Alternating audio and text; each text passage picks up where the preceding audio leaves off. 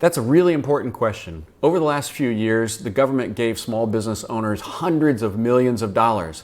I know my clients alone got over $250 million. And guess what? None of that is taxable. You should not be paying income tax on any of that pandemic crisis money, any of the SBA loans that are coming through. These are non-taxable contributions to your company. So the trick is simply to communicate the fact that you got these loans or these amounts to your tax preparer so that he doesn't believe that they are income.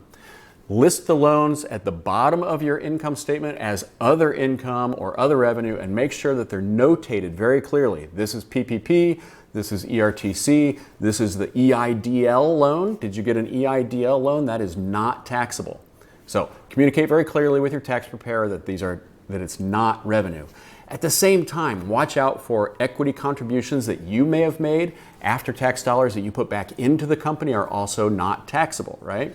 And finally, be careful if you have not completed payments on a loan, such as the EIDL or any other loan that you took out in the last few years. If you're not going to complete payments on those and you are going to default on those loans, be careful of that. You don't get caught paying tax on that, because a loan that is not paid back, that is income, and you will need the help of a lawyer to make sure that you paper over that correctly. You may have to declare bankruptcy or something, but make sure that you get a lawyer's help to avoid paying tax on a loan that you default on.